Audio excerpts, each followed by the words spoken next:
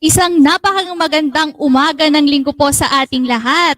Samang pong panig tayo ng mundo, magandang umaga, magandang hapon, magandang gabi. Yes, napaka-special po ng araw na ito dahil una po sa lahat, for the very first time, ang OWWA Region 1 po ay nag-conduct ng webinar sa araw ng linggo. Yes, webinar on the weekends. Alam naman po nating lahat na napaka-busy po nating lahat or alam naman po nating lahat na napaka-busy po natin on the weekdays. Kaya itinaon po talaga ng OWWA Region 1 na ganapin po itong activity natin sa linggo. In a way, magsisilbi na rin po itong family bonding natin habang uma-attend dito po sa libreng webinar po ng OWWA Region 1.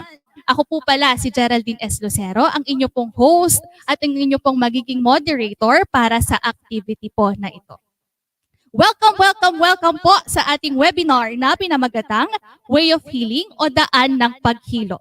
Loss and Resilience to the Challenges of COVID-19.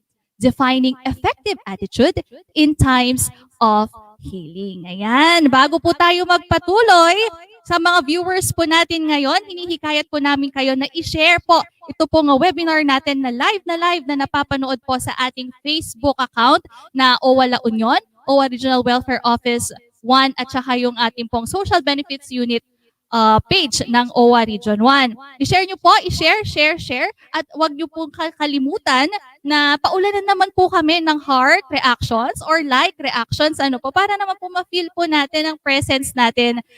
Lalong-lalo na po dito lang po tayo sa internet na nagkikita-kita, ano. At mag-iwan na rin po kayo ng inyo pong mga comments na may kinalaman po dito po sa ating seminar. Babasahin po natin yan isa-isa. Okay po? Makikita ko po gusto ko po makita ko po na inuulan po kami ng mga heart reactions po natin at saka yung mga comments po natin. Ayan, para feel na feel po natin ang love, love, love. And at this juncture, inaanyayahan ko po ang lahat po ng ating mga participants na naka-tune in na po ngayon, ano, na tumayo po para sa ating opening prayer. Kasabay po niyan or kasunod po niyan ang pagkanta po natin ng ating national anthem.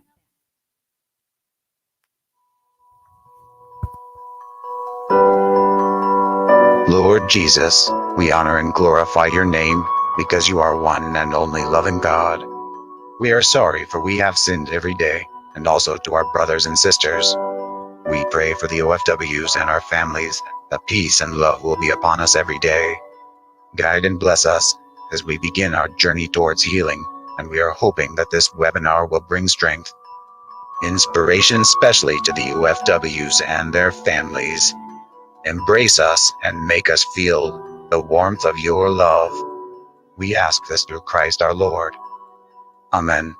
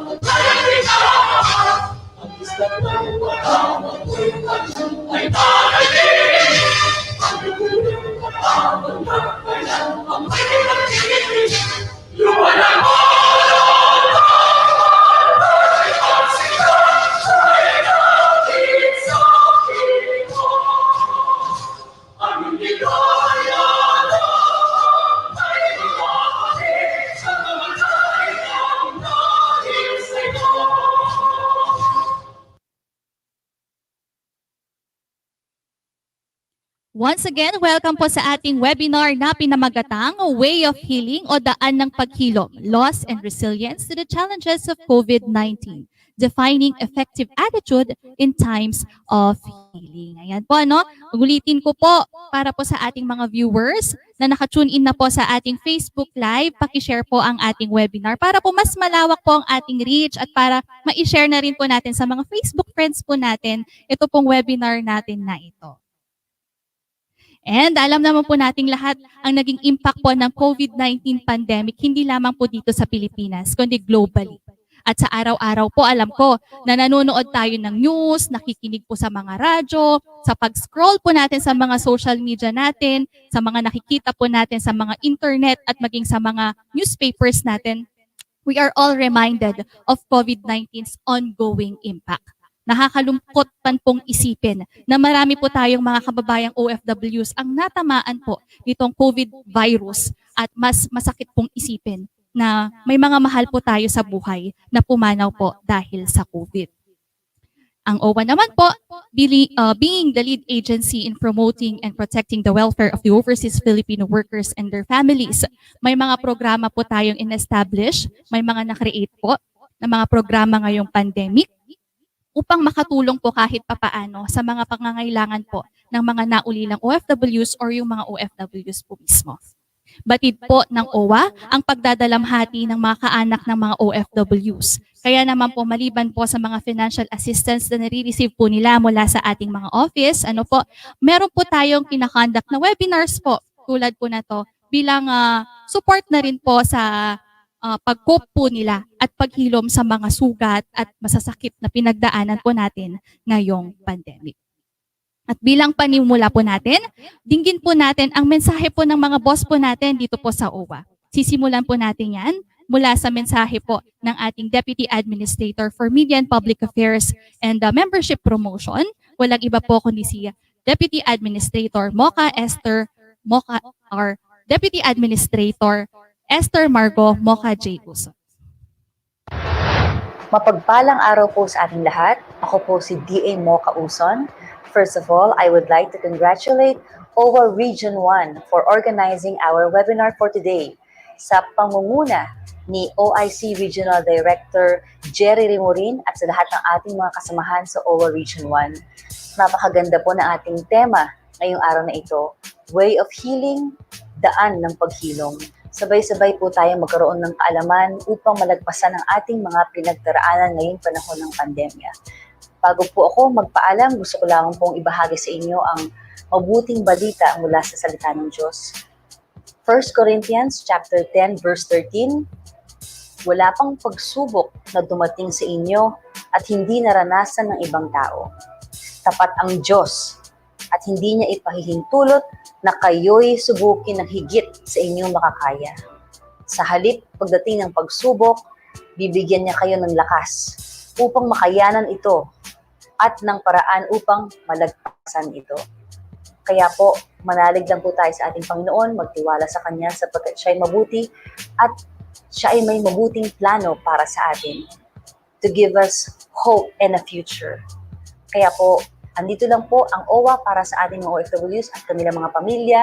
I pray na hindi lamang po ito ang una at huling webinar patungkol po sa ating tema ngayon. Nawa ito'y masundan pa ng mas maraming webinar series. Again, have a blessed Sunday and God bless us all. Stay safe everyone. Maraming salamat po. Ayan po ang mensahe ng ating Deputy Administrator na si Mocha Uson. Ayan, last week po nandito actually sila sa Region 1 para po magpamigay or para po i-promote yung mga programa po ng OWWA. Napakabait talaga niyan, very down to earth po, yang si D.A. Mocha. Ngayon naman po, pakinggan po natin ang mensahe naman po ng ama po namin dito po sa OWWA Region 1. Walang iba kundi si OIC Gerardo C. Rivorin.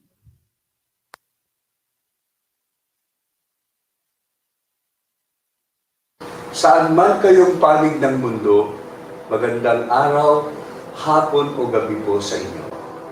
Sa mga minamahal po naming OFWs, pamilya ng mga nawalay na OFWs, at sa lahat ng sambayanang Pilipinong namatayan, nagdadalang hati at nagluluksa ngayong panahon ng pandemya.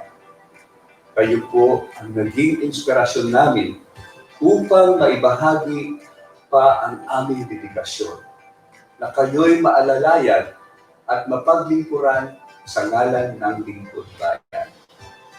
Salamat at kami inyong pinahintulutan at pinagkatiwalaan na aming maipaabot sa inyo ang mga kaalaman at karanasan ng mga taong tinanggap, niyakap at hinarap ang mga hamon ng paghilom upang patuloy na mabuhay, magmahal, at magampanan ang mga tungkulin ng walang pag-aalinlangan at alisin ang mga panghihinayang ng nakaraan. Muli, kami po sa OWWA Region 1 ay naniniwalang ang pamilyang hinunma upang maging matatag ay pundasyon ng sambayanang panatag. Sabay-sabay po natin labanan ang lahat ng hamon dulot ng COVID-19. Salamat sa mga speakers na magbabahagi ng kanilang kaalaman at mga kasamahan ko sa OWWA na nagtulong-tulong para maipatupad ito. Maraming salamat po. Diyos ti Agnina, kada kayo. Amin. Yes, ayan po ang mensahe po ng ating OIC sa OWWA Region 1 na si Sir Gerardo C. Rivorin. Ganon din po kay Sir Jerry, Diyos ti Agnina matken ka, Sir Jerry, at maraming salamat po sa suporta na ibinibigay nyo sa mga staff po ninyo at maging po sa mga OFWs natin dito po sa conduct po ng ating webinar for today. Once again, thank you so much po, Sir Jerry. Ayan, narinig na po natin ang mga mensahe ng ating mga boss. Bago po tayo magpatuloy sa ating webinar series, hinihikayat ko po ulit. Paulit-ulit po tayo, no? Pakishare po ang ating webinar, ang ating libreng webinar sa inyo pong mga Facebook page. Ayan, or sa inyong mga Facebook account. Share po. At paulanan na rin po kami ng mga hearts at saka yung mga likes and mga comments. Ayan, sobrang ma-appreciate po natin yan kasi mararamdaman po natin yung closeness po natin lalong-lalo na nasa internet lamang po tayo nag-uusap. And hello po sa lahat po ng mga participants po natin na naka-tune in na po sa ating Facebook account or sa ating Facebook Live at maging po sa ating YouTube po. Ayan, nagsistream din po tayo simultaneously po sa YouTube po natin. Ang YouTube account po natin ay OWWA Ilocos Region. Ayan. Maswerte po tayo ngayong araw na ito dahil sa ating webinar po na ito. Dalawa po na magagaling na speakers ang ating inanyayahan para po tulungan tayo sa ating pong paghilom. Ayan. I-introduce ko na po ang ating pong unang speaker. Ang ating pong unang speaker ay isang napakabata at napaka-enthusiastic na professor. He finished his psychology degree at St. Louis College and currently taking up his master's degree in psychology at the University of Cordilleras. After earning his college degree, he became a college instructor in different prestigious universities here in Region 1. This includes University of Baguio, Pan-Pacific University North Philippines, and Pangasinan State University, where he is currently working at. He is an advocate of Filipino family, Filipino resiliency, mental health awareness, and enabling children with special educational needs. He is a certified life skill and self-discovery coach and a family and relationship advisor. At kamakailan lamang inimbitahan din po natin siya dito sa Region 1 upang hilumin naman po yung mga staff, yung mga katrabaho po natin dyan sa OWWA Region 1. Mga kababayan, humanda po tayong makinig sa ating unang speaker for today. Ladies and gentlemen, Mr. Marwin R. Tenyoso. Hello po, Sir Marwin. How are you? Po. Yes. Hi, Sir Marwin. Yes. Ready na po ba Hi. sila? Yes. We're ready. Good morning, everybody. Okay, sir. Batiin po natin ang ating mga viewers today and after that, pwede na po tayo mag-proceed sa ating pong lecture for today. Okay. Hello, magandang umaga po, viewers from our Region 1 and other parts of the Philippines. Magandang umaga. Naway makinig ho kayo sa amin at i-share din ho ninyo itong webinar so that we can reach many people. Thank you. Alright.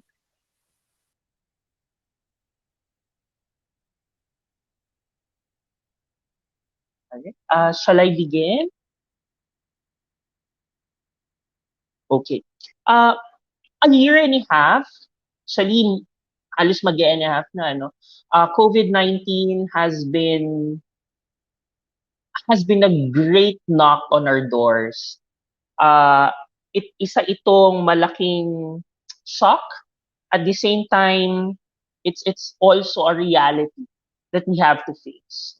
I thank OWWA for taking the initiative to bring this kind of webinar and social service to their beneficiaries. Iilan lamang yung agencies na gumagawa nito and thank you for the initiative of OWWA. We have, I guess, the biggest part of our economy comes from the OFWs and such, no? Napakagaling at napakaganda ng programang ito sapagkat nabibigyan din sila ng pagkakataon, no, na magkaroon ng boses. All right? I invite you to take Daan ng Paghilom or the way of healing mula sa COVID-19. It has been more than a year, and what we've gone through, especially those whose families, the families of OFWs have gone through, it's a very, very big shock. However, together, let's take a step forward to it.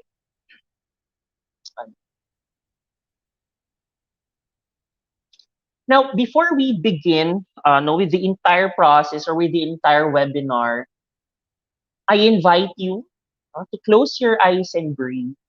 Yeah. So, it's something that I do in my talks, in my lectures, okay? Because when we take time, all right, for ourselves, even just, to breathe, yung huminga lamang po tayo, napakalaking bagay na nun. Napakalaking bagay na nun. So, I invite you for a 3-minute mindfulness meditation exercise. So, wherever you are, no, try to sit. Okay, sit straight, relax, close your eyes, and breathe. Follow my voice. I want you to open your energies and your thoughts to yourself right now. Breathe in, exhale. Inhale, exhale, inhale, exhale. In silence of our hearts and in silence of our minds, we can hear ourselves better.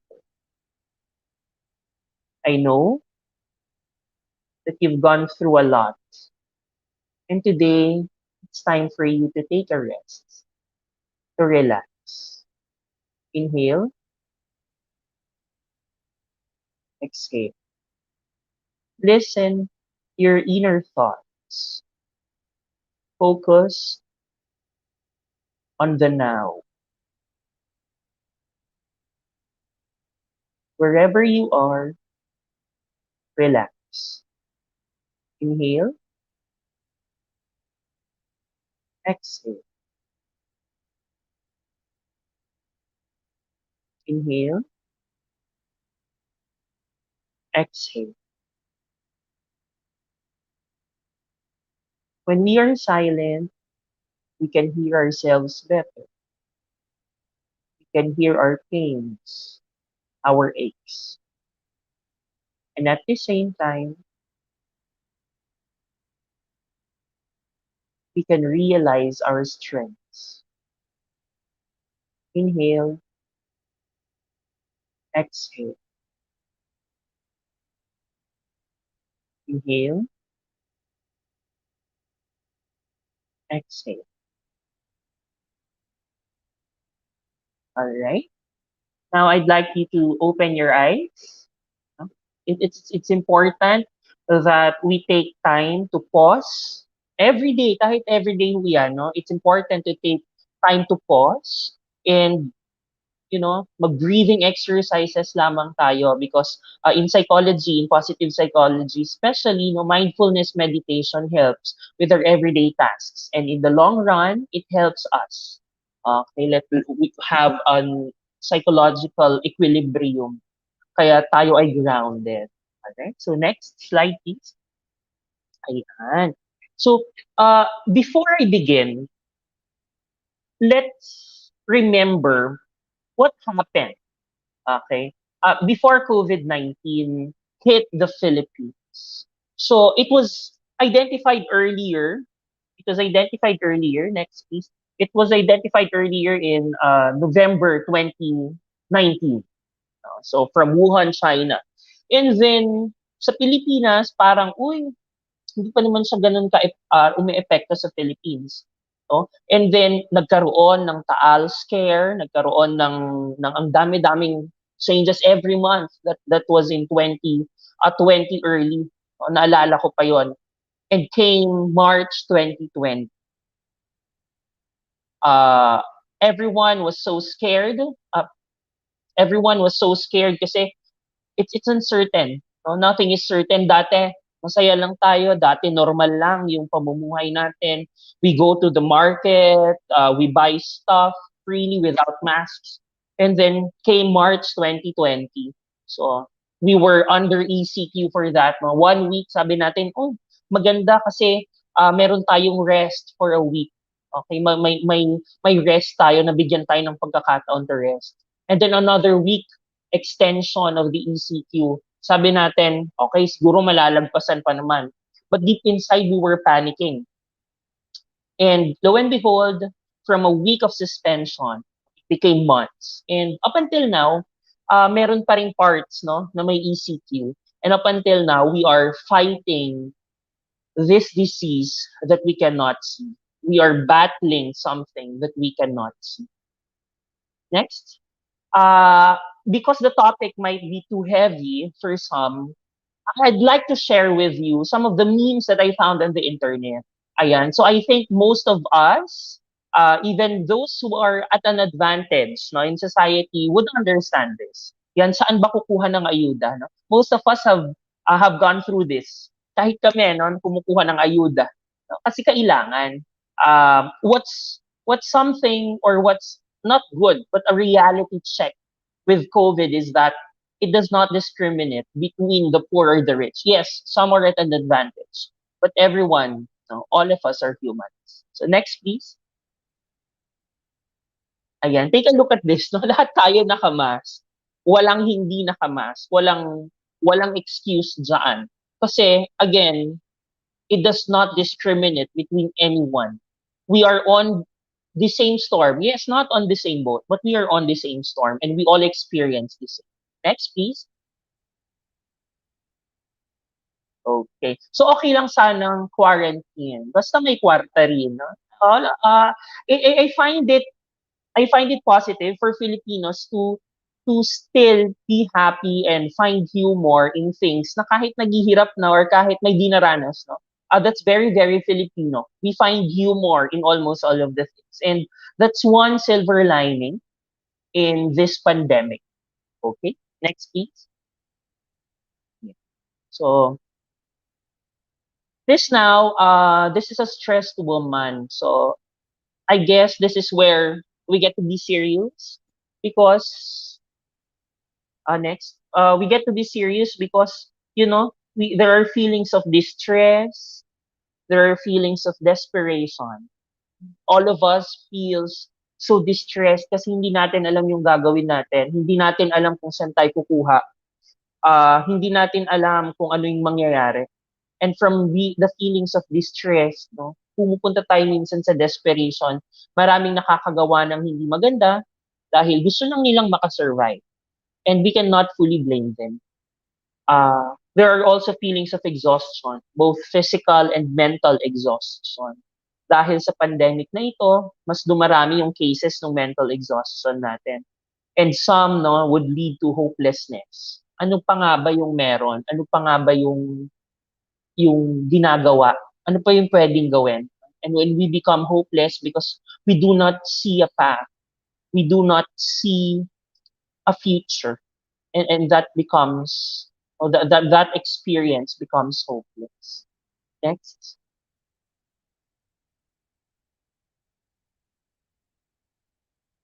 Okay. Let me share to you these researches, no, by the team of Lee in the Philippines. So, sino ba yung mga at high risk, okay, to develop some psychological disorders or psychiatric disorders? We have female youth, single status students, and some who have very specific symptoms. There are those with greater psychological impact dahil sa pandemic and higher levels of stress, anxiety, and depression. Can you click on the, please? Yes. This is by UP, no? Merong moments last year, no, na nagkakaroon, especially the OFWs who have been repatriated. May cases tayo na ayaw na nilang magkaroon ng COVID and they'd rather take their lives because of they do not want to experience COVID anymore. Sabi, hindi ko na kayang magka-COVID ulit. And we understand that. We understand that. Government mental health hotline receives more COVID-19 pandemic rages in the Philippines. Mas dumami yung cases natin. Next, please. Ayan, no? So, nagkaroon tayo ng mas maraming calls sa NCMH. And even us na advocates ng mental health, nakakatanggap din ng mga referrals, but we also refer it to registered professionals kasi talagang ang laki-laki nung lawak, ang laki-laki nung effect nung pandemic sa atin. Hindi lamang sa finances, hindi lamang sa physical, no? Kung hindi sa mental, sa loob, sa isipan. Okay? At minsan nakakalimutan natin 'yon. So again, it's time. It's also time that we listen to ourselves. We listen and understand that we've gone through a lot, but it's always good to take a step towards healing. Next, please. Now, this one is very dramatic and serious. So, a physician cares for COVID-19 patient. Kindly click.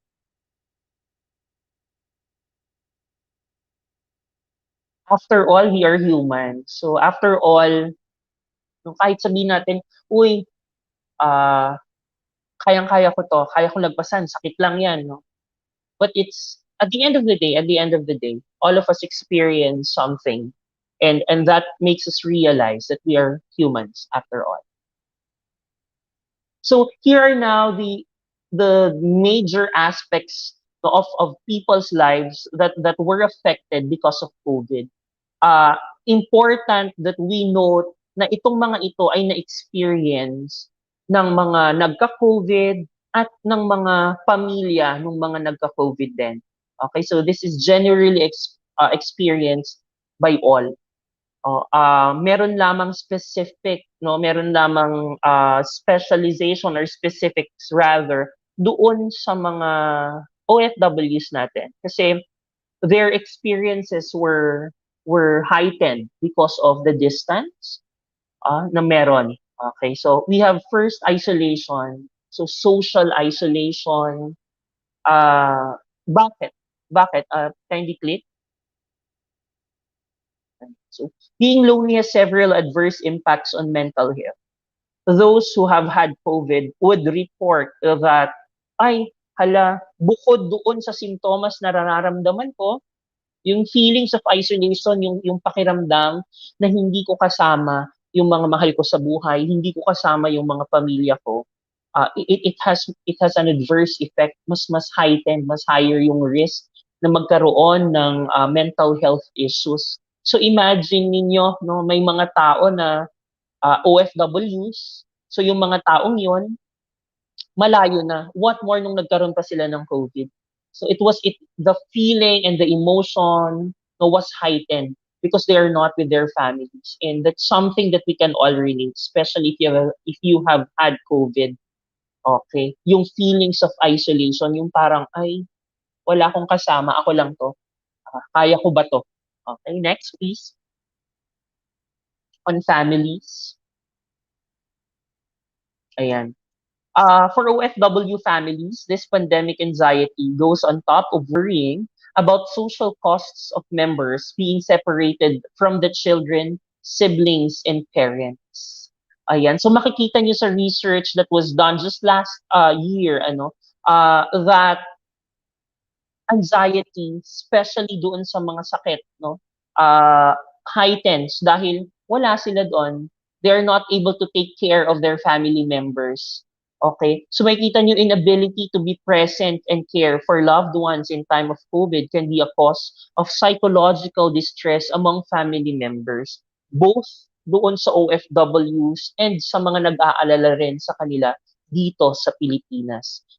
What's good and very special to my heart, no, as an advocate for Filipino family, is that since we are oriented in our families dito sa Pilipinas, talagang yung pag-aalala natin doon na kung pwede pumunta tayo para alagaan, kung pwede pauwiin natin sila para maalagaan natin sila, gagawin natin. And that's a reality. That's a reality for Filipinos. Next, please. Okay.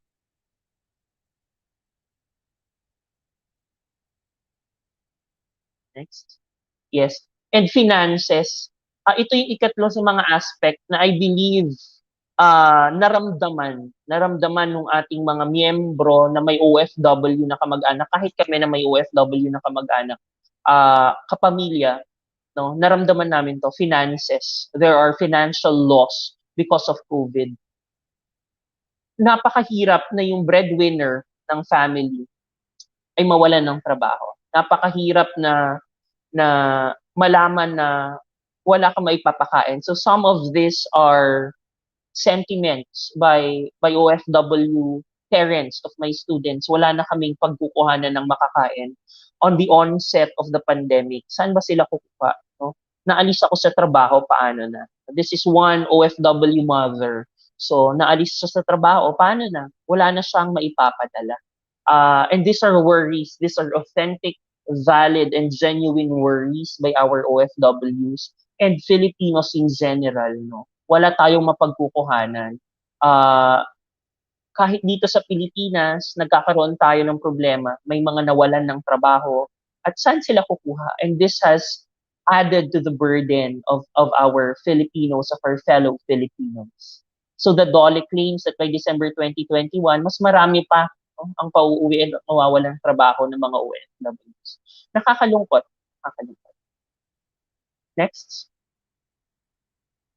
Unfaith. One more, please. Ayan. On faith, dalawa, it's on the opposite directions.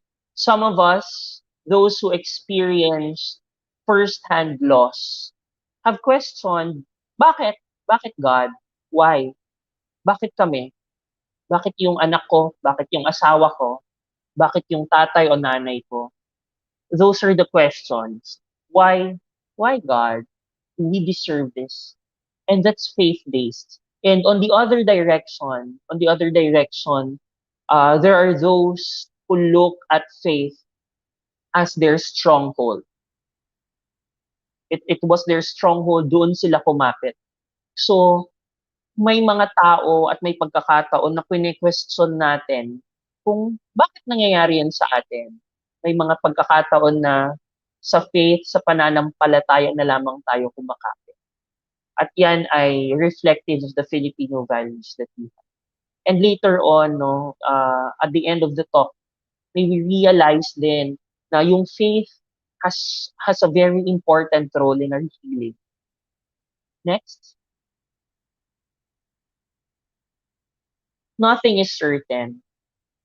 Nothing is certain. We worry about our future, and that is okay. That is valid.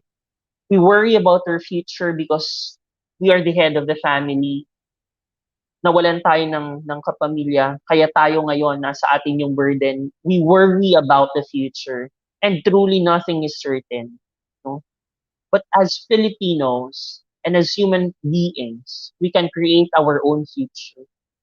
And that, I hope that after this talk, we walk towards, if you have not yet taken a step towards healing, that we learn to walk. No? Let us allow to guide you to take the first step to creating your future and starting by taking the path to healing. And lastly, I'd like to share with you that slowly we move forward. Sa mga nawalan ho ng kapamilya o sa mga naka-experience ng iba't ibang kawalan dahil sa pandemya, alalahanin ho natin sa pagpasok sa isang tunnel, there is only one step, and that is to move forward. We do not move on. When I say move on, hindi natin kinakalimutan yung memories, but we move forward with these memories. It's very difficult to let go. It's very difficult sometimes to accept that we have been left by the love of our lives, by our loved ones. But we are not saying that you have to forget those people. What we are saying is that we move forward with their memories in our hearts. We move forward with the lessons that we've learned from them. We do not move on from their loss. Okay? Remember that. Mahirap at lagi yan. Pero tatandaan mo natin that we move forward with them. We learn to live with that. And I end my lecture with that. So I'm passing it to Dr. Namoka. Thank you. Thank you so much po, Sir Marvin. Ayan po, napaka parang ano ba, napakasarap sa pakiramdam na naririnig si Sir Marwin doon po sa kanyang mga lectures. Ang daming realizations. And for sure, yung ating pong mga viewers dyan po sa ating YouTube at saka sa Facebook Live po natin, mangiyak-ngiyak na. Patikim pa lamang po yan. Napaka-brief lamang po ng sinabi po ni Sir Marwin. Pero napaka-impactful po niyan, lalo na po yung moving on. Ayan, yung last part po na sinabi niya, napakasarap pong pakinggan nun. Sabay po nating mag-move on yung mga nawala po sa buhay po natin. Yun po ang nais pong sabihin po ni Sir Marwin sa sinabi pong niya yun. Tama po, Sir Marwin? Meron pa po ba silang gustong sabihin bago po tayo pumunta po kay Doc Pao? Will be answering questions later after the talk of Doc. Yes, tama po. Kaya naman po, tama po yung sinabi ni Sir Marvin, kung meron po kayong mga questions patungkol po dito sa topic po natin for today, i-comment nyo po sa baba, dyan po sa ating comment section at i-flash po natin or babasahin po natin yan mamaya para ma-discuss po with Sir Marvin and Doc Pao later on pagkatapos po ng ating pong sessions with the two speakers. And before po tayo mag-proceed kay Doc Pao, i-remind ko po muna ang ating pong mga viewers to share po yung ating pong Facebook Live. I-share na po natin, i-share at paulanan nyo po kami ng heart at saka ng mga likes po na comments. Pwede rin po yung care, yung may hug, yan po. I-share nyo na po yan sa inyo pong mga Facebook friends and followers. And gusto ko pong magbasa ng konting ng konting mga comments po natin. Ayan, may mga viewers po tayo, mga migrant desk officers. Hello po, mga migrant desk officers po natin. And of course, yung ating pong mga OFW family leaders. Hello po sa ating lahat. Kamusta? And I hope you're enjoying po this free webinar hatid po sa inyo ng OWWA Region 1. And we can see, globally po talaga tayo. May nakikita ko sa mga comments po natin. They are from Singapore. They are from Thailand. We have from Kuwait also. Hello po sa ating lahat. I-share na po natin yan. Okay. Moving on. Handa na ba tayo po sa ating second speaker? Well, dapat po ay maghanda na po tayo dahil kung kay Sir Marwin kanina, napaka-brief at talagang napakapatikim lamang po. Pero ang dami ng realizations. Ngayon naman po, mas malawak na po ang ating pag-uusapan for our next speaker. Let me introduce to you our next speaker. Ang ating naman pong pangalawang learning service provider ay hindi na po bago sa mga ganitong activities tulad po ng ginagawa natin ngayon.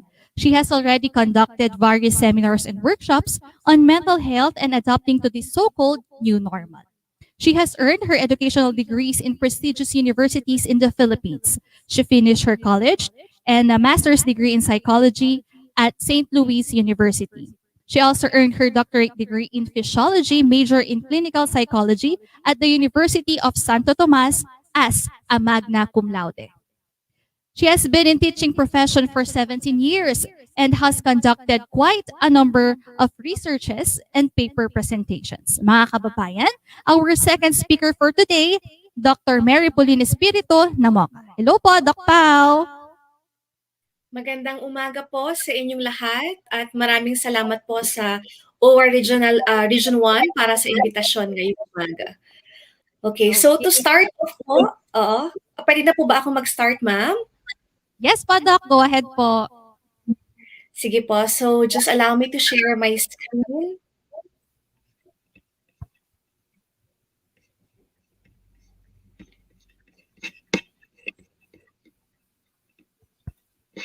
Okay, nakikita niyo po ba ang aking screen ngayong umaga?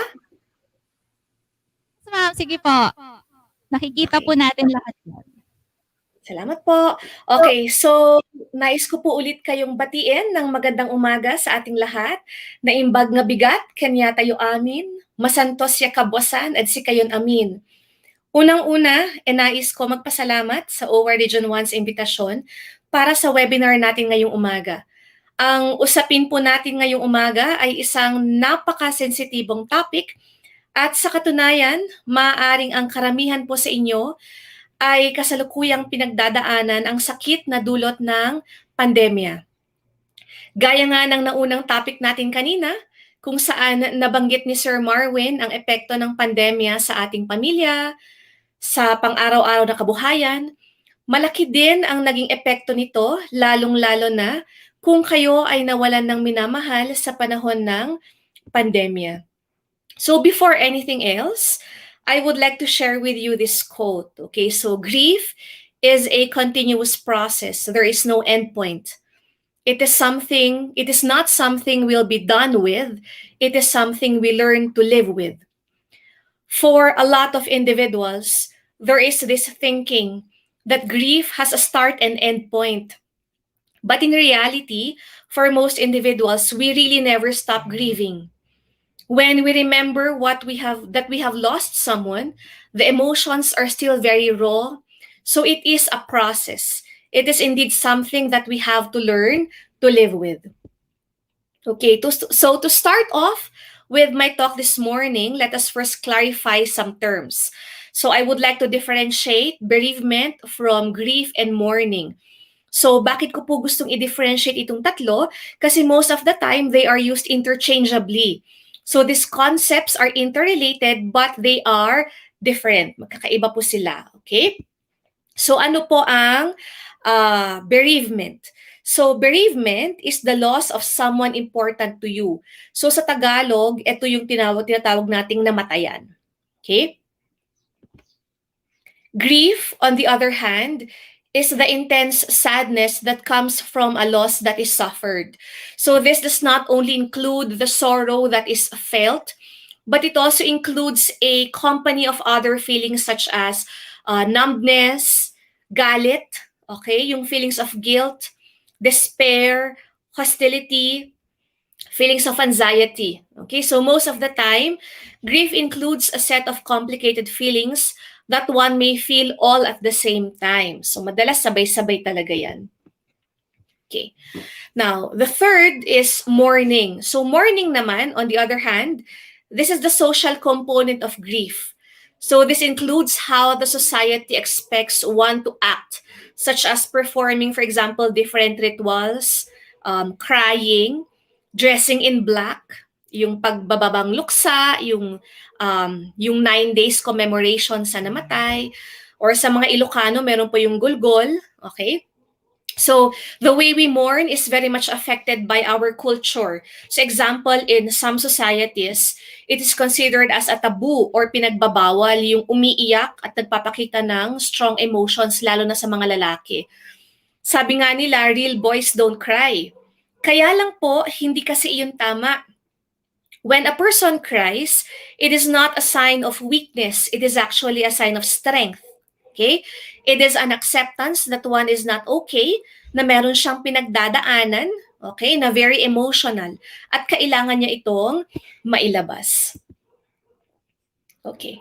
Now, in other words, grief can be caused by various situations such as ending a relationship, getting news of a major disease, losing a job, or even the separation of parents. So, importante pong maintindihan natin ang proseso ng pagluluksa. So, gusto ko pong gamitin itong grieving process na inintroduce po ni Elizabeth Kubler-Ross. Okay? So, according to Kubler-Ross, ang experience of grief is something that we don't just experience when we lose someone. So, pwede po itong maramdaman kapag nawalan ng trabaho, naghiwalay ang magulang, lalo na sa mga bata. Okay? So, hindi lang po siya limited sa bereavement. Okay? So, according to Kubler-Ross, nakikita po natin dito sa screen ang kanyang process, more commonly known as DABDA. So, ito po yung 5 stages. So, she believed that people go through various stages when one is grieving. We should also understand that different people go through the stages differently, as I will explain later. Kasi madalas po nagkukumpara tayo ng ating grieving process sa iba. So pag-usapan po natin yan mamaya. Pero para mas maintindihan po natin, isa-isahin natin yung laman ng yung grief cycle stages according to Kubler-Ross. Okay. So yung una po is the stage of denial. Okay. So this is the stage that can initially help a person survive the loss. Denial actually aids in pacing the feelings of grief. It comes with the element of shock. So pag nabalitaan natin na namatay ang mahal sa buhay, ang unang mararamdaman natin is yung shock, tapos merong denial. So in reality, Denial is a positive coping mechanism. So bakit po siya naging positive? Sa stage po na ito, positive siya because instead of becoming completely overwhelmed with feelings of grief, nauunang dinedenay natin, we do not accept it. Ito pong grief na ito, ito pong denial na ito sa grieving process is actually a way by which the self protects itself because hindi natin kayang i-handle yung sabay-sabay lahat. Alam niyo yung nakuko-overwhelm na ang daming iniisip, ang daming nararamdaman, hindi natin alam kung anong gagawin. So, yung denial, to some extent, is a positive coping mechanism kasi yun nga po, it allows us to handle better yung pinagdadaanan at that moment kasi masyadong marami. Okay? Okay. Now, yung pangalawa naman po is anger. Okay, so after the shock fades, a person may start feeling angry and ask oneself, bakit ako? Okay, bakit sa pamilya namin? Bakit sa lahat sa dami ng tao sa mundo, bakit kami? Okay? So people sometimes blame others for the cause of grief and they may actually redirect their anger towards other people. Sometimes we can also be angry at the person who died. Okay? Nagagalit tayo din sa Diyos. So para sa maraming nawalan na mahal sa buhay, ang pinakamadaling reaction dito ay nagagalit tayo sa mga tao sa paligid natin kasi the person with whom we are angry at is no longer there. Madalas sinasalo ng ibang tao ang ating galit. So anger here is actually a necessary process or a necessary stage in the grieving process. It is not healthy to suppress or yung hindi natin ramdamin yung galit. Okay? So anger binds us with reality during the experience of grief. Anger is always paired with pain. So madalas may kasamang sakit yan. In the sense that we encounter anger before the pain. So itong pain na to is yung psychological pain. So, bago natin maramdaman yung sakit, usually nagagalit muna bago maramdaman yung pain underneath. Okay? So, once we start feeling the pain, then we go to the next stage, which is in this stage, yung third is, bargaining. Okay. Now, when something bad happens, we catch ourselves making a deal with God. Okay? We find ourselves asking, Lord, baka naman pwedeng bawiin mo. Okay, ito, baka naman hindi totoo. Lalo na kung nasa ibang bansa nga yung nawala sa atin. So iniisip natin, baka nagkamali sila, hindi totoo. Okay? So feelings of guilt is a common companion of bargaining. This is because, people start asking yung what if statements. So what if pinauwi ko na lang siya noon pa? Eh di sana hindi ito nangyari. Okay? What if naagapan yung sakit niya? Eh di sana andito pa siya. What if dito na lang siya sa Pilipinas nagtrabaho, magkakasama kami? Baka hindi ito nangyari. So, etc. Marami po tayong mga what if questions. Kumbaga, madami tayong pagpapakasakali. Of course, even if we have a lot of what if questions, we do not get answers. Okay?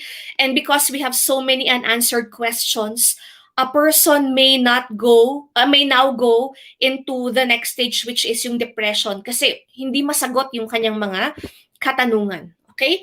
Now, itong depression naman po, this represents it represents the emptiness that one feels when living in reality. Okay? When we realize na yung taong mahal natin forever na nating hindi makakapiling. So, in this stage, a person may start withdrawing from life. Dito yung merong feeling of numbness, parang living in a fog, and minsan ayaw niyang bumangon. Okay? So siguro meron sa inyong mga nakaramdam ng ganito. So the world would seem too much and too overwhelming for you to face. So you don't want to be around others, you don't feel like talking, pag may nangangamusta, kung pwede lang na hindi mo sagutin yung message niya sa'yo, pag nag-PM sa'yo, hindi mo sasagutin, okay? And dito tayo nakakaramdam ng hopelessness. So you might even think, what's the point of going on? Okay? Now, I would like to clarify, no, kasi importante ito. The depression that we are talking here refers to the depression brought about by the situation of losing someone. Hindi po ito yung clinical na depression. Okay? So, what we are referring to here is the sadness that comes with the situation of bereavement. Okay? Which is therefore normal. Okay? So, normal po yung nararamdaman natin dito. Although, the sadness felt may be deeper, mas malalim siya, okay? This is not yung, gaya ng sabi ko kanina, yung clinical depression type, which is a mental disorder. So in other words, hindi dahil you are going through intense sadness due to the grief, clinically depressed ka na. Okay, so dapat clear po ito sa ating lahat. Pero meron din po mga tao na yung kanilang matinding kalungkutan during the grieving process can lead to more problems. Lalong-lalo na kung prolonged yung kanilang experience. And eventually, it leads to impaired daily functioning. So kapag clinical depression po o kaya ay bereavement-related depression, nangyayari po ito sa mga tao na meron ng vulnerability sa clinical depression at meron itong mga kasamang iba pang sintomas na mas severe din. So kapag ganito po, nangangailangan ng tulong, okay, ng professional help. Okay, so ituloy po natin. Okay, so according po kay Kubler-Ross, ang panglima po, okay, sa kanyang stages of grief is acceptance. So to move forward, okay, in this stage, a person starts to feel that although he or she has lost someone, eventually, magiging okay ka. In this stage, grieving individuals start to engage with friends, okay, mag-umpisa nang lumabas ulit, kahit na may mga restrictions, nakikipagkita sa isa o dalawang tao, ganyan, and might even make new relationships as time goes on. So, you understand your loved one can never be replaced, but you move forward, we grow, we evolve into the new reality. In other words, acceptance here is about acknowledging the reality of what was happened. And this can take the longest time of all or in all of the stages. Okay? Now, kailangan po natin maintindihan na hindi linear yung grieving process na sinasabi ni Kubler-Ross. Okay? Although merong 5 stages, hindi ibig sabihin na lahat ng tao dadaanan itong 5 stages. You may go through them in this order, yung dab-dab, pwede ding may balibaliktad, okay? Pwede ding may maskip. So grief is actually different for every person. So you may begin coping with loss in the bargaining stage, tapos you find yourself later in the anger stage, tapos denial naman. Minsan, you find yourself for months in one of the 5 stages or you can skip some of the stages entirely. So, gaya nga ng sabi ko, hindi siya linear. Okay? Individuals can go through them repeatedly. So, may mga iba nagtatanong sila, bakit akala ko ba lumagpas na ako sa anger? Nasa bargaining na ako, bakit ngayon galit pa rin yung pakiramdam ko? Okay? So, may mga tao binabalikan yan. You can go through it repeatedly. Okay? So, ang importante dito is we have to remember that the pain which comes from losing someone is inevitable. Hindi po natin ito mapipigilan, hindi maiwasan, at hindi po natin ito choice. So, hindi natin choice masaktan or hindi masaktan. Pero, the suffering that comes from the grief itself, ito po yung pwede nating ma-prevent. May iwasan yung suffering itself. Yung sakit, hindi. Pero yung suffering, oo. So, maaaring nasasaktan ka sa mga pangyayari, pero hindi ibig sabihin na kailangan mong magdusa. Kasi minsan, yung self-blame, yung mga regrets natin, yung mga what-if questions natin, if we keep on thinking about that, all this causes the individual to suffer further. Okay? So, kaya when a person is in pain because of grief, he or she has the choice to suffer or not. Although in the beginning, it may seem like suffering and pain always go together, the reality is that they don't have to. Okay? So sa situation po among the families of OFWs, yung situation nyo po is in itself unique. Okay? So not being with your families for quite some time, even sometimes to months end, for some taon, okay, na hindi nakapiling yung mahal sa buhay, makes it even more difficult. Now, losing a relative who is working abroad is really very difficult, which is why it is important that you do not compare your grieving process with others. So, minsan tinatanong natin, bakit siya, okay na siya, bakit ako hindi pa? Okay? So, hindi po dapat natin ikumpara yung ating pinagdadaanan sa pinagdadaanan ng iba. So, hindi ibig sabihin na dahil mas madaling makapag-move on ang ibang namatayan, ganun din dapat sa inyo. Hindi po yun ganun. So, importanteng maintindihan natin na ang mawalan ng minamahal na matagal din nating hindi nakita dahil sa klase ng trabaho na meron sila sa ibang bansa ay talaga nga naman pong napakahirap. Okay? Para sa isang pamilya na hindi nabigyan ng pagkakataon na maiuwi sa kanila ang kanilang mahal sa buhay, meron po ditong kakulangan ng closure. So yung closure na sinasabi natin, hindi lang ito sa mga nag-break na girlfriend-boyfriend. Okay? Hindi lang po doon applicable ito. So, merong kakulangan ng closure na kung saan mahirap paniwalaan na wala na ang mahal sa buhay hanggat hindi mo nakikita yung labi. Okay? Minsan, ang nagiging paraan na lang ng pag-cope ay ang pag-isip na baka, nasa ibang bansa lang siya, hindi makauwi, kaya't hindi natin sila makapiling. Pero kapag ganon, parang nasa denial na lang tayo habang, ng mahabaang panahon. So, kung naman yung mga sitwasyon na naiuwi ang bangkay, ninanais din ng pamilya na maiburol ang kanilang mahal sa buhay. Ngunit sa panahon ngayon, kung ang namatay ay namatay dahil sa COVID, agad itong cremate. Okay, so meron po tayong mga protocols na sinusunod. So ang hirap po talaga. Minsan meron tayong yung mga iba-ibang protocol sa mga lugar kung saan tayo nakatira na may kinalaman sa paglibing or pagburol na kailangan after i-cremate, nililibing agad. So marami pong mahirap na pinagdadaanan. So kasama pa dito, yung hirap na kailangang pagdaanan ng pamilya sa pagproseso ng mga papeles at dokumento. So alam nyo po yan, maraming kailangang ayusing papeles, maraming dokumentong kailangan pirmahan at ayusin, asikasuhin kung paano may uwi ang labi ng mahal sa buhay, pag-claim ng mga benepisyo, at iba pa. So dahil dito talaga naman na very overwhelming po ang sitwasyon. Lalong-lalo na at merong pangangailangang psikolohikal na isinasantabi at iyon ay yung pagdadalamhati.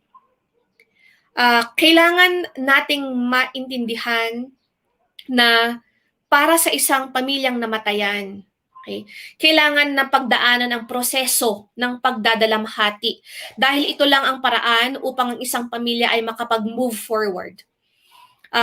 Kapag lalo nating iniiwasan ang nararamdaman, mas lalo pong mahirap para sa nagluluksa. Ang akala ng iba ay kapag hindi binigyan ng pansin ang nararamdaman, when they say you push it under the rug or you keep it under the rug, akala mas nakakabuti yon. Pero sa katotohanan, hindi po yon nakakatulong. Okay? So dahil sa uniqueness ng sitwasyon ngayon, sa uniqueness ng sitwasyon ng mga OFW, okay?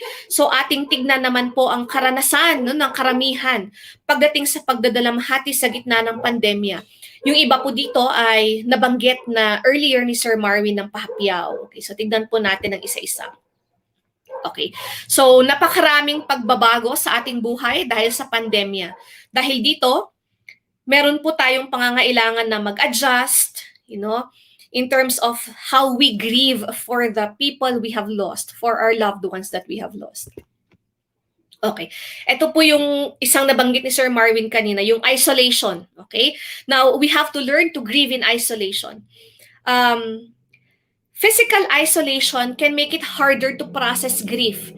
Iba kasi yung habang nagluluksa, merong taong physical na nakikiramay, pumupunta sa burol, etc.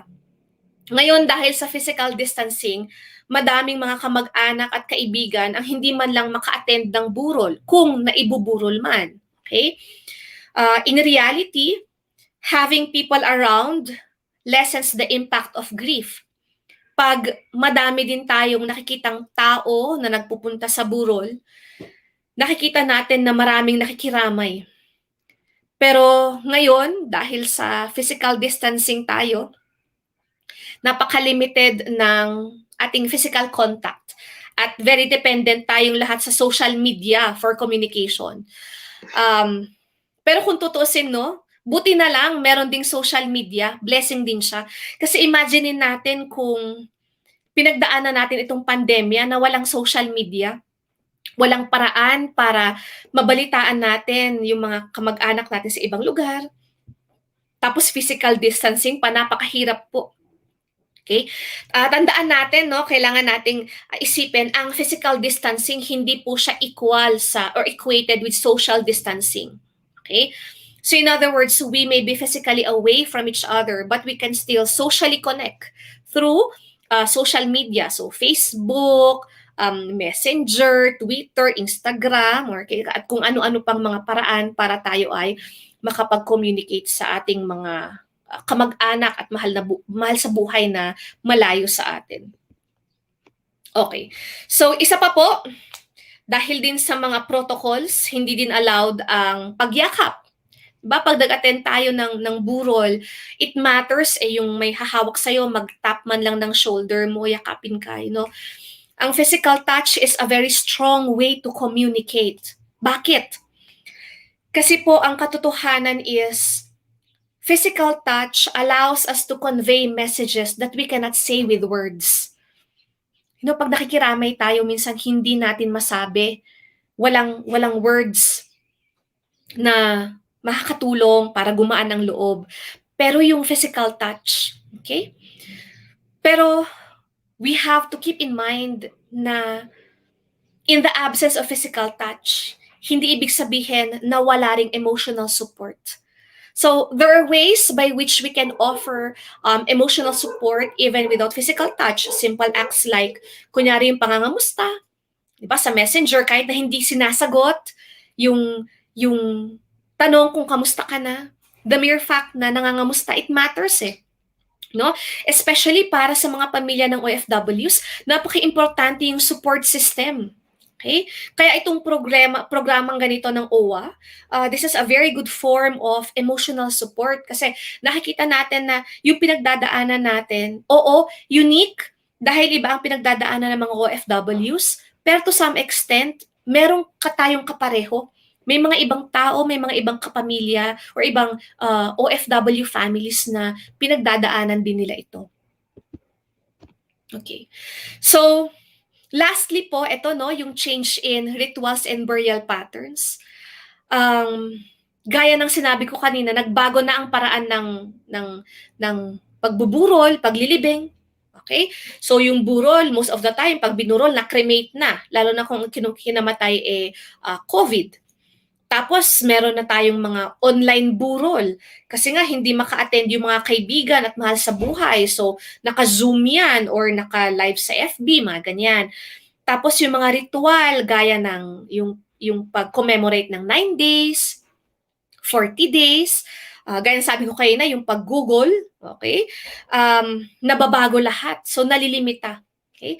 Sa ating mga Pilipino, lahat ng pangyayari sa ating buhay, laging sineselebrate natin yan with food. Commemoration, lahat yan, lagi may food. Okay? May pagkain. So kahit ang pag-celebrate natin ng buhay, okay, ng namatay na kamag-anak, celebrated din yan through food and fellowship. Pero ngayon, dahil hindi po ito recommended, okay, hindi pwedeng, maraming nagkakahawa ng COVID dahil sa yung mga salo-salo. Naka-online po lahat. So, yung burol, yung libing, naka-live streaming. So, ang dami pong nagbago talaga. Okay? So, nakikita po natin, napaka-unique ng sitwasyon natin ngayon, lalo na sa mga pamilya ng OFWs. Mas lalo itong challenging dahil iba po ang inyong mga pinagdadaanan. So, ang mga susunod pong aking ibabahagi sa inyo ngayong umaga ay mga paraan kung paano natin pwedeng i-manage ang anxiety, yung sakit, okay, na naramdaman natin at kung paano po tayo mag-uumpisang maghilom mula sa ating pinagdadaanan kasi hindi nga naman po madali. Okay? Okay. So, ito po ang next na gusto kong ibahagi sa inyo. So, managing anxiety, pag-build ng resilience at pag-promote ng hilom or healing to those who have been left behind. Okay. So, ito po ang una. So, pag-usapan po natin ito, anxiety and grief. So, magkasama po yan. So, anxiety is a normal reaction that people experience on a daily basis. So, hindi lang po pag namatayan. Talagang lahat ng mga bagay pwedeng mag-cause ng anxiety. So, it becomes more heightened depending on the circumstances that surround the experience. So, anxiety is not only based on feelings, it may include physical responses as well. So, kailangan nating maintindihan na ang anxiety po it is something normal. Kaya lang yun nga po, pag unique yung situation at kakaiba talaga namang masakit at mahirap, lalo tayo nagiging anxious. So, for example po, para sa mga OFWs, there are a lot of unique experiences that comes with losing a loved one who is working abroad. And this also heightens the anxiety that is felt. Okay? So, let us look into some physical manifestations of anxiety kasi apektado po talaga ang katawan. So, ito po. So, excessive worry, nagiging restless, madaling mapagod, trouble concentrating, naging irritable, minsan nagkakaroon ng sleep problems, okay? Iba-iba po ang nararamdaman or kung paano nagma-manifest ang anxiety sa ating katawan. Sa mga bata, anxiety can be manifested through irritability, lalo na yung mga younger ones. Okay? So kung napansin po natin ito sa ating mga anak, naging irritable sila, they start hitting others, nananakit. Dati hindi naman. Tapos nagkakaroon sila ng mga bad dreams, okay? Or minsan, toilet trained naman na, pero biglang nagbe-bedwetting, nakakaihi sa kama, or nakakaihi sa kanyang pantalon, nagrereklamo ng sakit sa tiyan, mga ganyan. Okay? So, as parents, we also have to be sensitive to these symptoms, especially nga sa mga mas batang mga anak. Kasi they may have difficulties in expressing how they feel in words. Akala natin minsan hindi sila apektado, pero apektado din pala sila. Hindi lang nila masabi kung ano yung kanilang nararamdaman. Okay. So, eto naman po, resilience. Lagi po natin itong naririnig, no? Okay? Paulit-ulit, parang ang Pilipino napaka-resilient. Ang mga bata, resilient. So, ang dami po lagi nating naririnig ito. Pero ano nga ba ang resilience? Okay?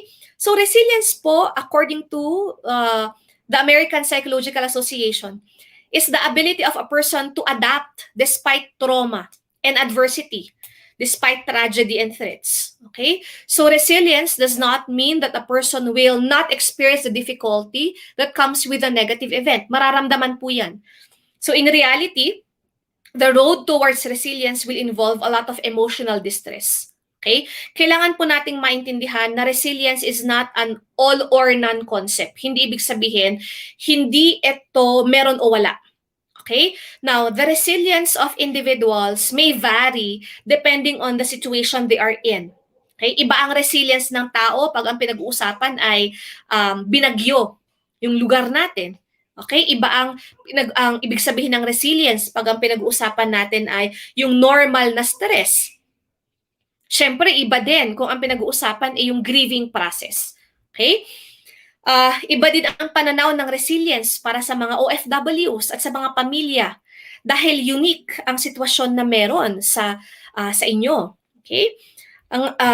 Alam ko po na itong webinar na ito, merong mga nakikinig na nawalan ng kamag-anak na hindi OFW, pero karamihan ng nag-a-attend dito may pamilya na nagtatrabaho sa ibang bansa. Okay? So, mahirap po talaga. Okay? Now, marami pong maling paniniwala ang mga tao tungkol sa pagdadalamhati, okay, or yung grieving process itself. Kailangan po kasi na mapalitan natin, mabago ang mga paniniwalang hindi tama, okay, na maaaring maging hadlang sa ating paghilom. Okay. So, ito po yung mga ilang maling paniniwala na meron tayo pagdating sa pagluluksa at pagdadalamhati. So, isa-isahin po natin. So, one is, the pain will go away faster if you ignore it. Hindi po yan totoo. Okay? So, kapag hindi natin pinapansin, mas lalo actually na prolong yung sakit, yung agony, kasi hindi natin pinagtutuunan ng pansin yung pangangailangan nating psychological. Okay? So, it is important to be strong in the face of loss.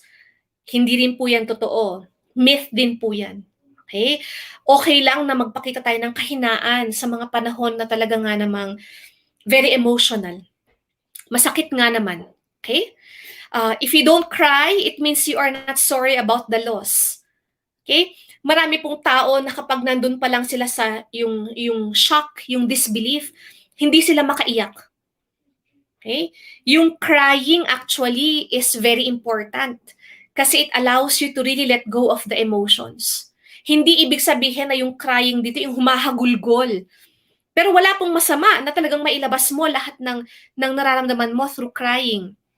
Pero hindi ibig sabihin dahil hindi ka humagulgol, hindi ka sorry for the loss. Andun po yun. Basta importante mailabas mo. At okay lang pong umiyak, gaya ka ng sabi ko nung umpisa, crying is a sign of strength. It is not a sign of weakness. Okay? Now, we continue. Okay? So, yung iba din po, sinasabi nila, ang pagluluksa, pagdadalamhati, 1 taon lang yan. Pagkatapos sa 1 taon, okay ka na. Hindi din po yan totoo. Okay? Although, para sa mga nawalan ng pamilya nitong pandemya, of course, the pandemic has been here for like a year and a half. So, marami po sa mga nagluluksa ngayon, buwan pa lang. Pero kung iisipin po natin yung mga experiences natin in the past ng pagluluksa, pagdadalamhati, hindi naman po talaga yan 1 taon lang eh. Okay? Hindi lang yan 6 na buwan. Minsan it takes years. Kasi iba-iba po talaga ang proseso. Gaya nga ng sabi ko kanina sa pinakaumpisa, it is a process. It is not something we learn to live without. It is something we learn to live with. Okay? So, hindi po ibig sabihin na inoorasan yan. Okay? Okay, so yung last po, ito po yung huling, moving on, yung huling myth about grieving. Moving on with your life means forgetting about your loss. Hindi po yan totoo. So hindi ibig sabihin na dahil nakaandar ka na, okay ka na, ngumingiti ka na, nalimutan mo na. May mga ibang tao sabihin nila, nako, nakapag-move on na siya. Okay? Meron na siyang mga bagong relationship. Nalimutan na niya yung kanyang asawa, kunyari, no? Asawa na namatay. Kasi nag-move on na siya. Hindi po yung totoo. Okay? So, moving on with life does not mean that, you start forgetting about the person that you have lost. Okay? So, ang ating sitwasyon ngayon talaga ay unique. Okay? Kinakailangan din na maintindihan na ang paraan tungo sa paghilom mula sa sakit na dulot ng pagkawala ng mahal sa buhay ngayon. Lalo na nitong panahon ng pandemya, hindi po talaga yan madali. Gaya ng akin nasabi kanina, iba-iba ang grieving process ng bawat tao. Minsan, magkapamilya kayo, kung anak ang nawala, yung nanay tsaka yung tatay, pareho naman kayong iisa lang ang pamilyang nawalan, or kung magulang yung nawala, pare-pareho namang magkakapatid ang nawalan. Pero, tinatanong natin minsan, bakit magkaiba pa rin kami ng proseso ng pinagdadaanan? Pareho naman ng taong nawala. Bakit sa kanya okay na siya? Bakit ako hindi pa? Okay? So, kung mas matagal ang grieving process natin kumpara sa iba, minsan, hindi talaga natin naiiwasan na magtanong, bakit siya okay na? Buti pa siya, mga ganyan. So, dapat po tandaan natin, hindi tayo pare-pareho. At walang masama doon. One doesn't have to feel bad just because it takes a longer time to grieve. You do not have to blame yourself. It's okay.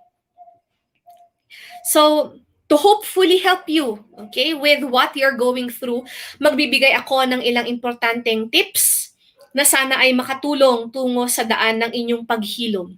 So para madali pong matandaan, gagamitin ko ang acronym na HILOM, H-I-L-O-M. Okay? So isa-isahin po natin ito na sana makatulong sa ating lahat. Okay, so yung H po, okay, be honest and acknowledge your emotions. Okay? So you ask yourself how you are feeling. Okay? We deal with our emotions one at a time. Napansin ko, masanay tayo na magtanong sa ibang tao kung kamusta na sila. Kamusta ka na? Natanong natin yung ibang tao. Pero if I ask you, when was the last time you ask yourself, how are you? Tinanong mo na ba sa sarili mo, kamusta na ako? Okay? Kamustahin po natin ang ating mga sarili. We have to personally process our feelings kasi wala naman pong ibang taong makakagawa yan kung hindi tayo lang. Kasi tayo yung nakakaramdam nun eh. Alam natin kung ano yung pakiramdam. And although we may encounter a variety of feelings at the same time, let us deal with them one by one. Let us try to process them one by one. Hindi natin kaya yan ng minsanan, maramihan. Kapag hindi po natin ito kaya ng gawin mag-isa, pwede naman po tayong humingi ng tulong sa mga ibang eksperto. Marami naman pong makakatulong. Okay? So we go to I. So yung sa I sa hilom. I is identify and name your feeling. Okay? So meron po tayong mga tips dito kung paano. So we can do this by accepting that the grief you are feeling can trigger other emotions. Recognize the difference between grief and depression. So sabi ko kanina, gusto ko po itong i-reiterate, ang depression dito refers to the sadness brought about by losing someone. Hindi po ito yung clinical depression. Okay? Now, minsan, happy ka. Kahit na nasa burol, kunyari, nakakatawa ka. Pero hindi ibig sabihin na masama yun. Do not feel guilty about it if at one point you have this feeling na, hindi ka naman, yung kasayahan mo naman doon is more of, remembering yung buhay ng nawala. Okay? Okay lang din na you feel angry and disappointed towards the person you have lost. Galit ka dun sa pumanaw. Okay? It is okay to be afraid or anxious about the future. Ano nang gagawin ko? Okay? Paano na yung pang-araw-araw namin? Etc. Okay? So what is important here is that after you accept the emotion, you identify the feeling involved. Kasi nga po madalas madami yung nararamdaman natin. Naming our feelings get us to experience a sense of ownership, that the feeling is not something separate from who we are. Therefore, it is a part of us. Then we have to go through with it. Hindi po natin pwedeng ipasa sa iba. Okay? So sa L naman po tayo. L, listen to your body. Okay? Support yourself emotionally and physically by engaging in self-care practices. Totoo po, mas madaling sabihin kesa gawin. Pero importante po ito. When we are anxious, our body also reacts. Okay? And this can cause you to get sick. Marami nakakaramdam ng high blood. Ayan na, naglalabasan na yung mga sakit. Kaya po importante dito ang self-care practices. So eat well, exercise, get enough sleep, try doing something that you like. Example, planting. Marami po ngayon mga plantito, plantita, ganyan. Cooking. Para sa iba, ang paglinis ng bahay, relaxing. Okay, so pag stressed sila, naglilinis sila.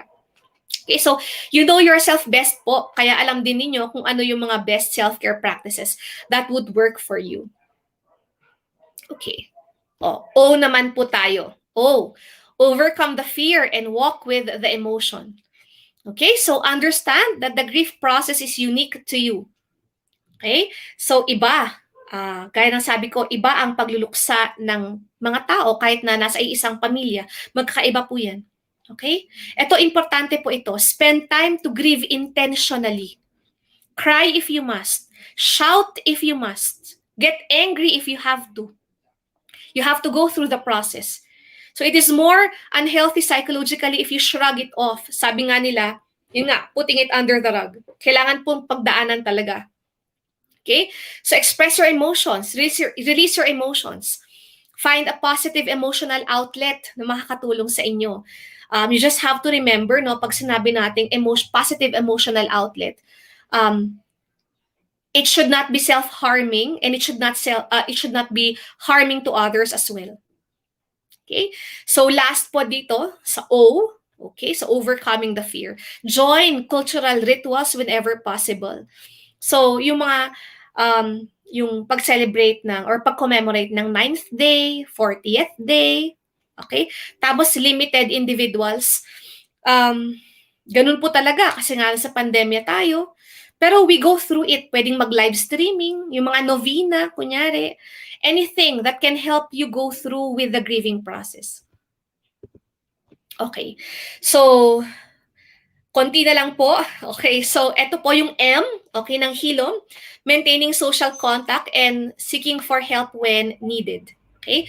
So, seek physical contact when possible. Join social support networks with people who share the same experiences. Kaya maganda po yung mga programa ng OWWA, you know. Magkakakilala po yung meron po tayong mga kilala na or kapitbahay na may same experience. Okay? Talk about how you are feeling when you can.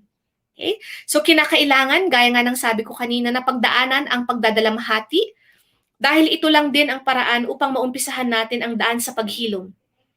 Ngayon po ang isang importante na nais kong idagdag dito ay, okay, ang pagdadalamhati ay hindi natatapos sa acceptance, di ba sabi natin kanina, dabda. Okay? So yung last is acceptance. Hindi po doon nagtatapos. Okay? Meron pang isang stage. At ito ay ito po, the 6th stage of grief according to Kessler, finding meaning. Okay? So sabi ni Kessler, grieving does not end with acceptance. Okay? So dito po actually sa 6th stage pumapasok ang hilom. Okay. So according to Kessler, many people look for closure after a loss. He argues that it is finding meaning beyond the stages of grief. Wag po nating isiping, nalilimit tayo doon. Okay? Most of yung hindi po ibig sabihin na doon lang yung denial, anger, bargaining, depression, and acceptance. Okay? So we can actually transform grief into something which is more peaceful and to a more hopeful experience. So paano to ginagawa? No? It is about finding your whole self again to bring into the rest of your life. Okay? It is by remembering the life of the one that we have lost and holding on to the good memories that we have of them. Okay. So, we may not be able to hold or see them physically, but the memories that you had with them allows you to move forward. Allowing the self to live within those beautiful moments. For example, yung mga sacrifices as OFWs, no, na ginawa nila para sa mga pamilya. Madalas we hear people saying na when someone dies, they take a piece of us with them. But also, the person who dies leaves a piece of them with us. And that allows us to find meaning. Allowing the good memories that they have left with us allows us to find meaning in continuing life. It allows us to experience peace. It gives us a sense of hope. It allows us to heal. It facilitates the experience of hilom. Okay, so as a takeaway po, the loss and grief that comes with losing individuals we know and care for during the pandemic will have a direct impact on individuals, on families, on finances, on the community, and the country in general. But it is important that we realize and recognize the uniqueness of the situation that we are in. Gaya nga ng sabi din kayo ni Sir Marwin, we may all be in the same sea, experiencing the same storm, but we are all on different boats, making each experience and situation different. What is vital at the moment is that we continue to live, to love, and to function while we remember the wonderful memories that we have of those who have gone ahead.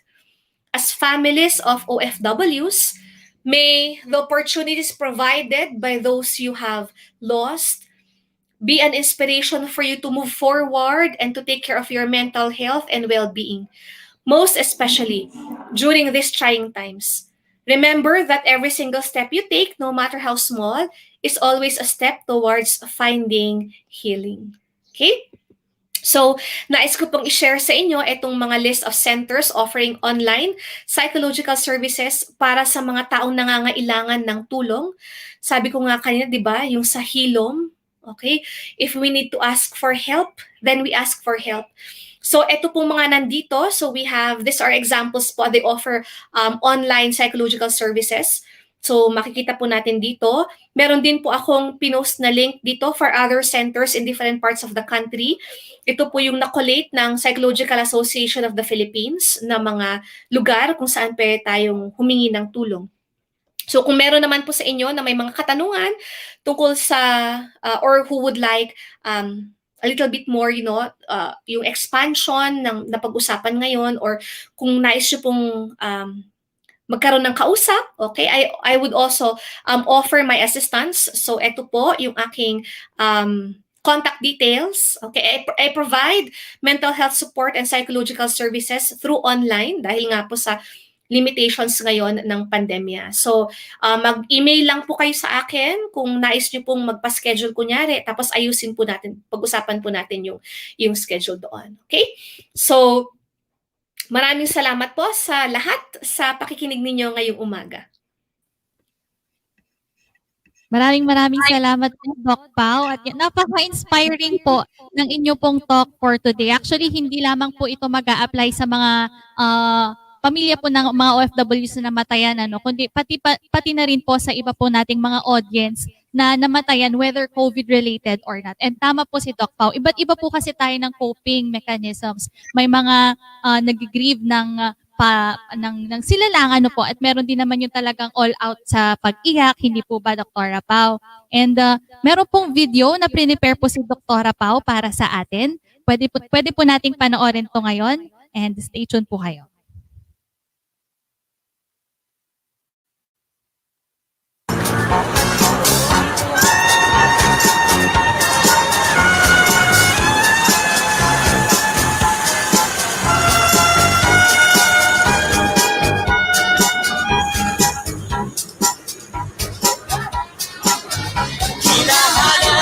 Hanap kita Manila, ingay mong kay sarap sa tenga. Mga jeepney mo nagliliparan, mga babae mo nagkagandahan. Take me back in your arms, Manila, and promise me you'll never let go.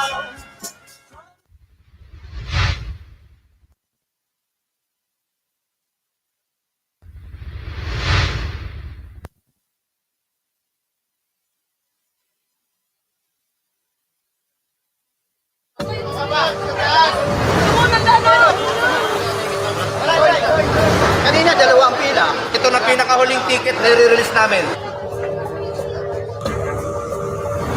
Wala na po, 520. Ano kung sakit? Sabi ko, gawa nyo ng paraan. Sorry, but we cannot sell any more tickets. Community quarantine is hereby imposed in the entire of Metro Manila. Hirap na ako. Mga clinical problems nila, kailangan natin ma-identify.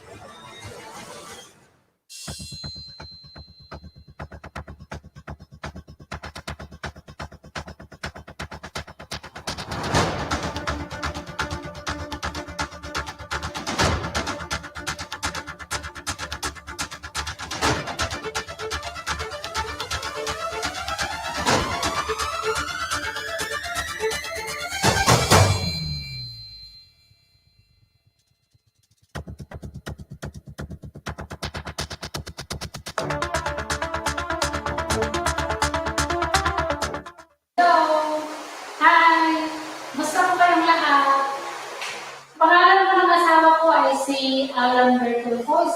Siya po siyang seaman. Katulad po ninyo, siya po ay namatay sa sakit na COVID sa ibang bansa po. At matagal po, bago siya nalipadala dito sa Pilipinas. Sa unang po, masakit, mahirap tanggapin na ang pagkawala ng isang minamahal ay biglaan na lang Nandun na yung lahat ng parang sumabog na wala na lahat. Wala na yung nagbibigay ng pang-araw-araw na na pangkain, ganun. Wala na yung wala na yung mga inasahan mo. Nandun na lahat yung mga pasanin sa buhay. Maalala mo na lahat. Yung kung saan ka kukuha ng pambayad ng pang-araw-araw, pambayad ng kuryente, pambayad ng tubig, lahat, telephone bills. Pero, hindi naman sa lahat ng oras ay kailangan magdalamati tayo. Maglupasay man tayo, lumuha man tayo ng dugo, nandun na yun. Nawala na. Hindi natin pwedeng iasa na lang ang buhay natin na dahil lang sa nawala na siya, malulubog na tayo. Kailangan din natin mag-move on. Kailangan natin mabuhay. Kahit pa paano, buhay pa tayo sa natin ngayon, sa panahon natin ngayon. Pasalamat po tayo sa Panginoon. Bigyan po natin siya ng pagpupuri. Tumikap din ako sa pagkawala niya. Para sa ganon, matustusan ko lahat ng aming mga gastusin sa bahay. Nandyan yung nagtinda ako ng itlog para lang may pandagdag sa sa pang-araw-araw namin. Nagtinda ako ng kung ano-ano, ng barbecue, ng pwedeng ibenta. Makakatulong yun para ma-cook up natin ang ating pagdadalamhati sa pagkawala ng ating minamahal. Kailangan natin ayusin din ang ating buhay para sa ganon, may katuturan ang kanilang pagkawala. Maraming salamat po. Ako po si Ferris M. Parrocha, ang nag-iisang anak ni Grace M. Parrocha. Hindi din naman namin na inaasahang namatay ang aking ina sa panahon ng pandemic. Mahirap tanggapin ang kanyang pagpanaw dahil ang aking ina sa kanya po ako kumukuha ng lakas ng loob. Nakakalungkot makita na nag-aagaw buhay ang aking ina. Ang pangarap ng aking ina sa akin ay makapagtapos sa pag-aaral at makapagtrabaho. Ang pag-move on na aking ginawa ay lilibang ko ang aking sarili at ginabayan ako ng mahal ko sa buhay. Sina tita, lola at mga pinsan ko. Bilang isang anak na nawalan ng isang ina, napakahirap ito, pero kailangang magpatuloy sa buhay. At lagi nating isipin na kaya nating lagpasan ang mga pagsubok na dumating sa buhay natin sa tulong ng Panginoon.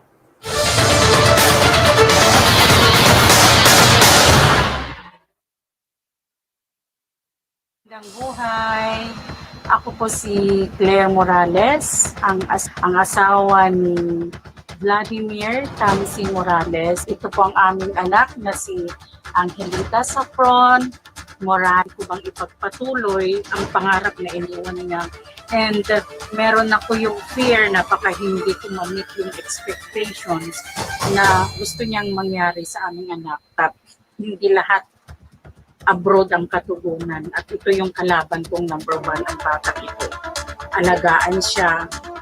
So every time na medyo nadidepress ako, ito yung sumasagot, ito yung sumasalo dahil sabi, paano na nga ba siya kung pati ako maging mahina. So yung pangarap na iniwan niya siguro and ang number 1 na kinapitan ko is through prayer, lalo kong inilapit yung sarili ko sa Diyos, sa prayers, kasi yun na lang ang alam kong takbuhan lalo na ngayon sa pandemic na to. Kaya ang inaano ko na lang is prayers and at the same time, kahit pa paano medyo kasi nag-online selling, mga ganun na yung ginagawa ko kasi kailangan mong kumita, otherwise magutong yung inspirasyon mo eh. Sana nga i-bless pa kami na alam ko hindi pa naman end of the world, or kumbaga end of the dream, kasi andito pa yung dream namin pareho. Mahirap ang pagtanggap, mahirap mawalan, pero wala naman tayong karapatan para pigilan ang plano ng Diyos. So yun nga lang, kailangan nating maging matatag. Hindi tayo pwedeng magapi, hindi tayo pwedeng tumigil. Kaya sana sa mga katulad ko, as we go on with our life, nagiging part pa rin sila sa everyday natin. Bawat paggising natin, kasama pa rin sila sa pangarap, kasama pa rin sila sa buhay natin. Pero still kasama pa rin natin, nasa puso natin at isipan, hindi yan nawawala. Salamat po sa lahat ng mga nag-guide sa amin. Salamat sa OWWA dahil patuloy nyo kaming tinutulungan at ginagabayan, and patuloy kami sa buhay with your help and support. Salamat po!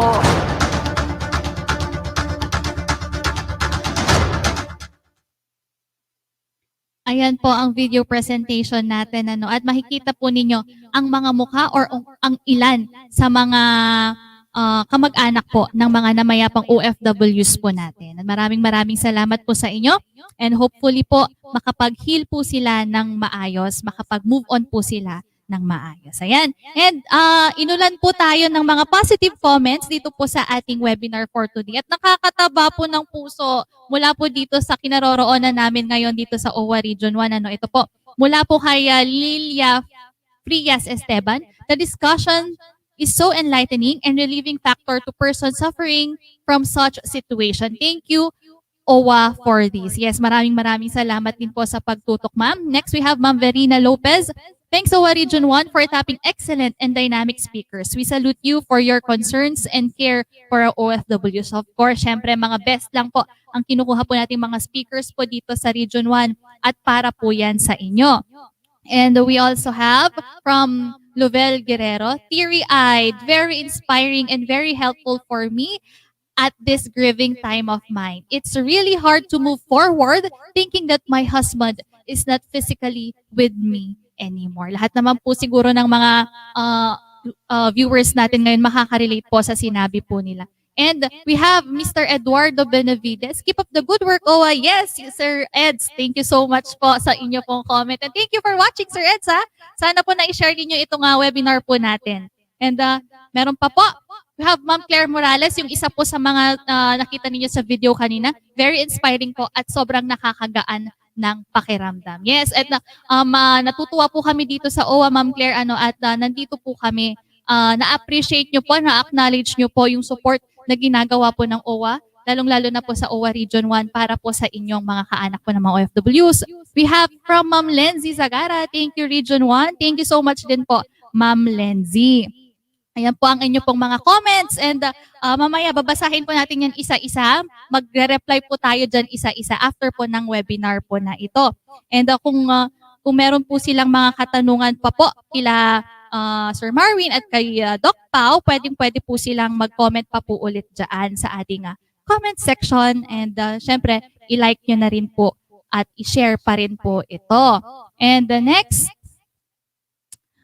tawagin na natin po ngayon ulit si Sir Marvin at saka po si Doc Pao.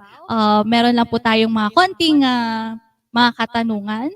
Ayan. Hindi naman katanungan, actually, kung may mga gusto po silang i-promote, lalong-lalo na po kay Doc Pao kanina, or may mga gusto po silang i-clarify sa mga nasabi po nila. Nabanggit po ni Doc Pao kanina yung kanya pong online ang tawag nun, ma'am?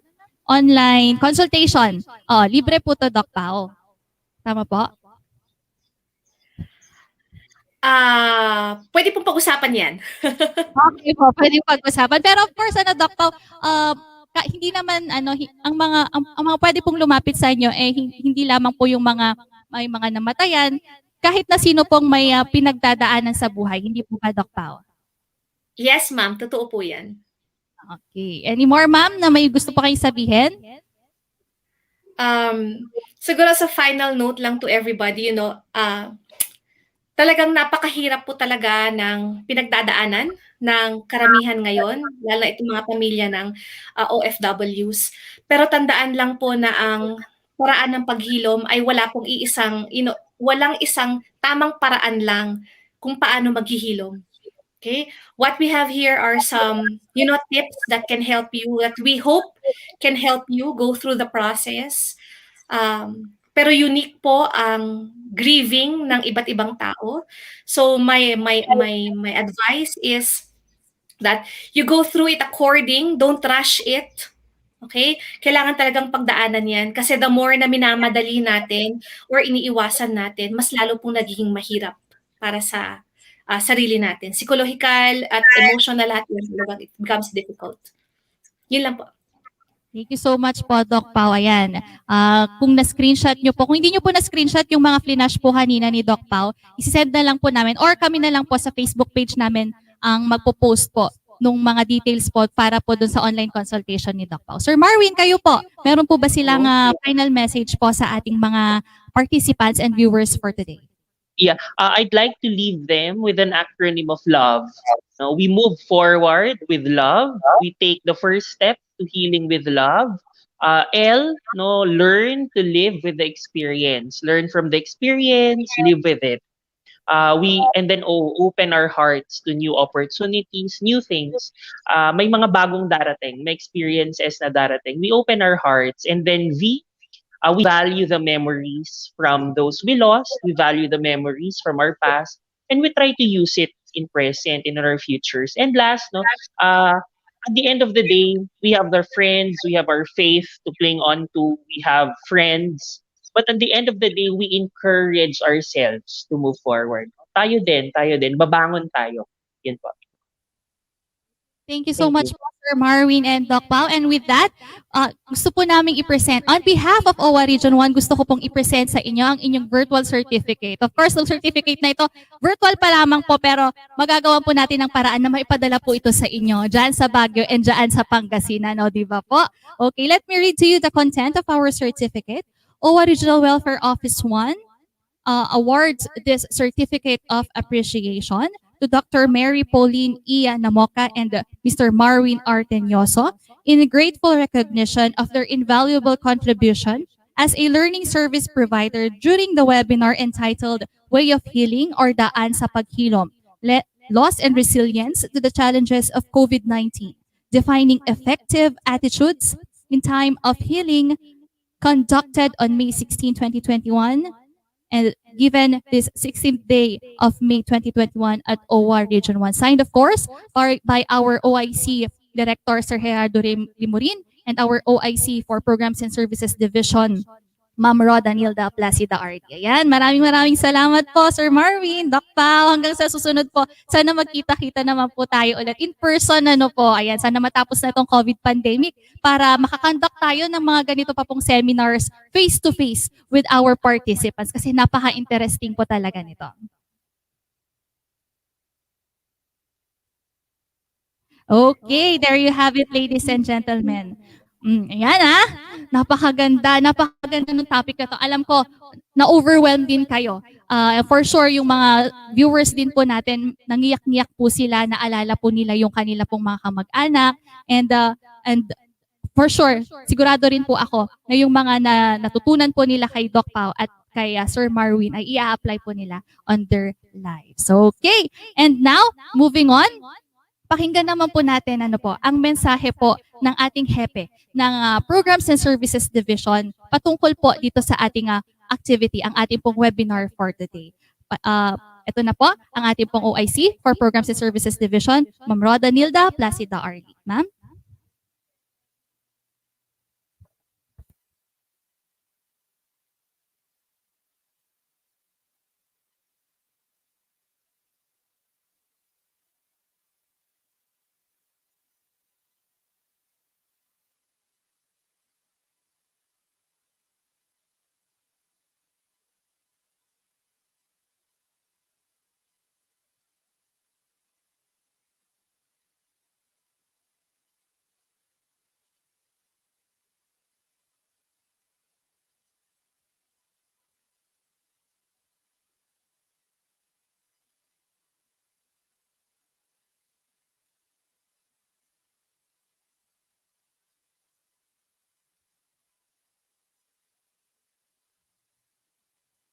Thank you, Geraldine.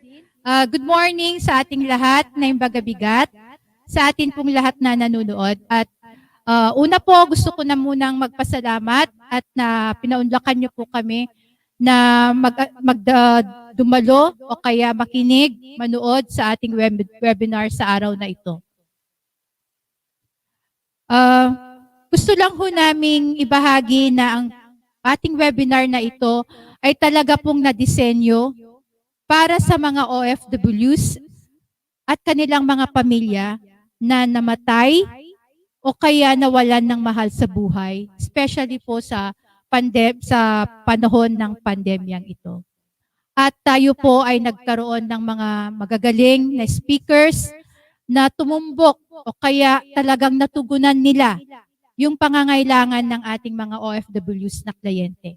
At mahalaga po dito na hindi lang ho yung pinansyal na aspeto yung aming natugunan sa OWWA, pero patuloy po kaming tutugon o tutulong sa mga OFWs and their families para po yung kanilang mga emotional needs, psychological needs ay masasagot din po natin, lalo na sa panahon ito ng pandemya. Gusto ho naming ipaalala sa pamamagitan po sa webinar na ito, nakita natin yung support system na dapat po meron sa ating lahat, especially sa ating Filipino families. Nabanggit nga kanina ni Dr. Pau na very striking yung family support, or even si Sir Marvin nabanggit din niya ito, yung emotional support na binibigay ng ating pamilya. So nakita natin sa kanilang mga talk, nakita natin rin o napakinggan din natin sa mensahe ng mga OFW dependents na nandito kanina na importante yung suporta ng pamilya. At kung meron man po, maganda rin yung mensahe ni Dr. Pau na hindi tayo lahat ay may pare-parehong paraan ng pagko-cope. Hindi ho tayo merong pare-parehong kakayahan na mag-cope sa ating kinakaharap ngayon. So, kung meron po man sa ating pamilya na mas nauna siguro sa proseso ng pagko-cope o paghihilon, tulungan din natin yung ibang membro ng pamilya. So, dito generally, yung ating webinar for today, binigyan niya tayo ng mga impormasyon, kaalaman. Si Dr. Pau nga nagbigay pa siya to some extent ng tips. Ito ay mahalaga talaga sa panahong ito. Pakinggan po natin ito, gawin din po natin kung hindi pa natin nagagawa, at patuloy po natin gawin itong mga impormasyon na ito o tips na ito para matulungan po natin ang isa't isa. So again po, sa OWWA Region 1, kami po ay nagpapasalamat sa aming mga speakers, si Mr. Marvin at si Dr. Pau. Of course, without the support of our Regional Director, Mr. Gerardo Rimurin, the focal person of this webinar, si Ma'am Marisa and the team of the Social Benefits Unit. Hindi ko na kayo isa-isahin sa dami natin. And of course, our other staff officers ng OWWA Region 1 who directly and indirectly assisted us. Si Je also, who been working with both the admin and with the programs division na ensuring that all the seminars or all the activities are smooth sailing. And of course, our partner here, yung first time na naging partner po namin, hindi ko muna, baka magkakamali ako sa pangalan. So mamaya, meron din ho kaming special moments with them. So thank you very much. Sana wala ho akong na-miss out. So congratulations po. This is our first time in OWWA Region 1. And ni-spearhead po ito ng SBU na magkaroon ng ganitong activity, pa-seminar. And congratulations, good morning po sa ating lahat, and keep safe po.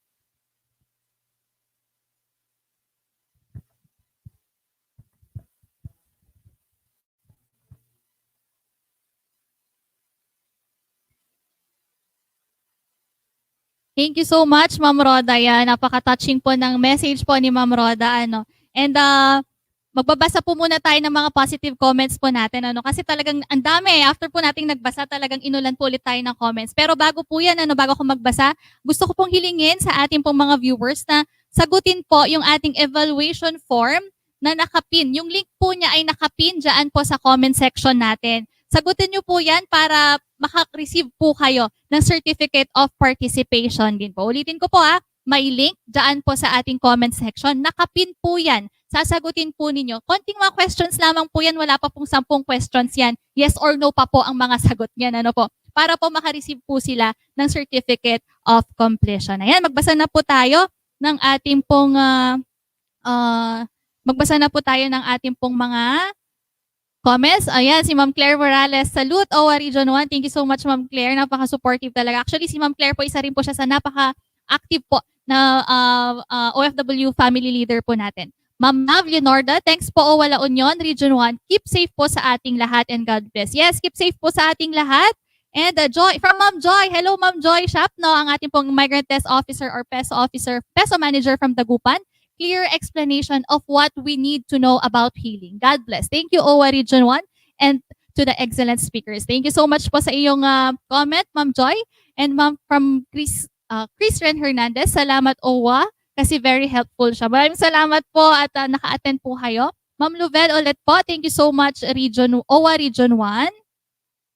And from Ma'am Grace Fernandez, GC Fernandez, isa rin po sa ating mga Migrant Desk Officers and the PESO Managers. Thank you, OWWA Region 1, for having this webinar. And for the speakers, thank you for sharing. Ayan, maraming salamat po. Pahabol po Ma'am Agnes Ramos Diaz. Mabuhay po OWWA webinar. Maraming salamat po at sa mga payo nyo po, nakakatulong at nakakagaan po sa aming nararamdaman. Yes, yun naman po talaga ang objective po natin. Ang lumuwag-luwag po kahit papaano yung nararamdaman ninyo. From Rodel Almohera, napakaganda ng topic po sa mga OFWs kamag-anak. Yes, para to sa mga OFWs and para rin po sa mga non-OFWs na nakikinig po at nanonood sa atin. From Aliyah Kakam, ako si Lydia, nakinig ako sa OWWA seminar at madami akong natutunan sa sinabi ni Sir Marvin at Doktora. Napakaganda ng mga sinabi ni Doktora. Thank you so much, OWWA. Yes, appreciation po yan sa ating pong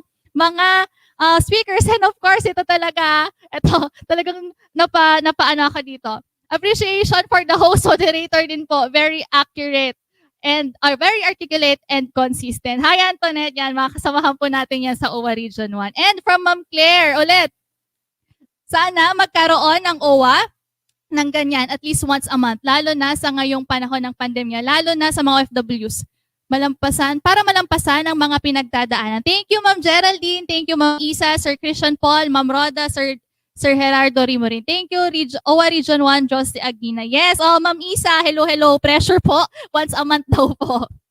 Ma'am Sir Julius De Leon, salute to OWWA La Union. Bilis po ng process. Ang bilis po ng process. Nung nag-process ako ng death benefits ng mother ko, yes naman po. Kami po sa OWWA Region 1 talaga naman po, maski weekends, maski holidays, nagtatrabaho kami para lamang po maibigay po yung mga programa na yan sa atin. Okay? And lastly na po ito. Great job, OWWA. Thank you very much from Lilia Esteban. Okay, thank you so much po sa ating lahat at dito na po nagtatapos ang ating webinar for today. Maraming salamat po sa pakikilahok at pagsama sa amin. Naway kahit papaano ay nakagaan po itong webinar na ito sa mga nararamdaman ninyo. Muli, mula po sa lahat ng bumubuo ng OWWA Region 1, ako po si Geraldine Salazar Lucero, nagpapasalamat at nagsasabing, ang paghilom ay hindi paglimot. Ito ay panahon mula sa karanasang masalimot. Ito ang Pilipinas. Kilala dahil sa mga isla, pagkain, at mga mamamayan nito. Mga Pilipino. Kilala nyo kami dahil sa aming mga beauty queen. Kampyong boxer. O baka dahil sa inyong katrabahong puno ng talento. At maging ang inyong tagapag-alaga, marahil ay isang Pilipino. Sila ang mga magigiting na manggagawang Pilipino na inyong makikita saan mang sulok ng mundo bilang pagkilala sa kanilang sakripisyo at kontribusyon sa ekonomiya ng bansa. Itinatag ang isang ahensyang tututok sa mga pangangailangan at isusulong ang kapakanan at karapatan ng mga migranteng manggagawang Pilipino. Itinatag ang Overseas Workers Welfare Administration o OWWA sa bisa ng Presidential Decrees, Executive Orders at Republic Act 8042 at 10022. Dati itong tinawag na Welfare and Training Fund for Overseas Workers. Noong 2016, naisabatas ang Republic Act 10801 o OWWA Act na siyang nagdeklara OWWA bilang isang national government agency sa ilalim ng Department of Labor and Employment. Ang batas na ito ang siyang nagpatibay sa mandato ng OWWA na pangalagaan ang kapakanan at isulong ang karapatan ng ating mga OFWs at kanilang pamilya. Basta usapang OFW, tiyak, nandyan ang OWWA bago umalis ang OFW. Habang siya ay nagtatrabaho sa ibang bansa, hanggang sa kanyang pagbabalik muli sa Pilipinas, nariyan ang OWWA upang gumabay sa kanila. Ang ahensya ay may dalawang mandato.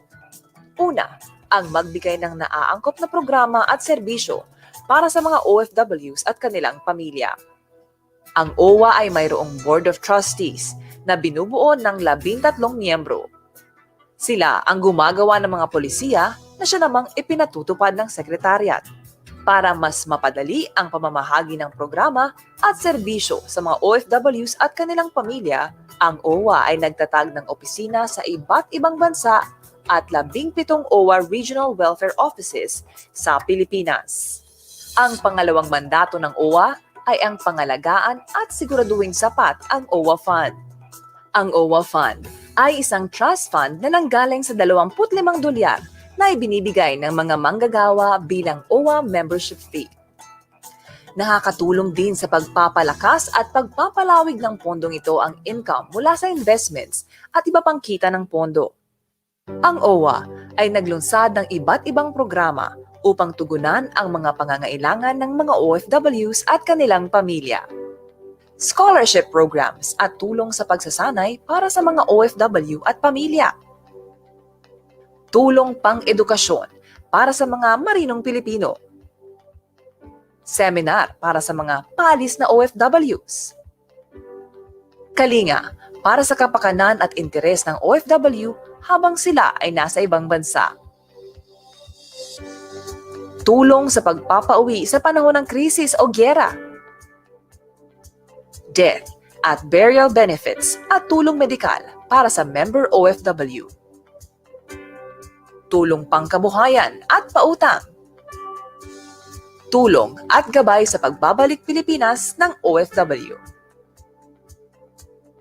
Sa panahon ng pangangailangan, tulad ng sakuna o krisis, ang OWWA ay handang tumulong sa mga OFWs at kanilang pamilya. Ang OWWA ay nag-oorganisa din ng iba't ibang pagtitipon bilang pagbibigay pugay sa bawat pamilyang OFW. Ang Pilipinas ay patuloy na kikilalanin dahil sa pinakamahalagang yaman nito, ang mga mamamayan, na ang kakayahan, talino, dangal at profesionalismo ay tunay na walang kapantay. Ang mga manggagawang Pilipino ay patuloy pang mamamayagpag sa mga darating na taon. At kasama nila ang OWWA, ang kaagapay nila at gagabay sa kanila at kanilang pamilya sa katuparan ng kanilang mga pangarap.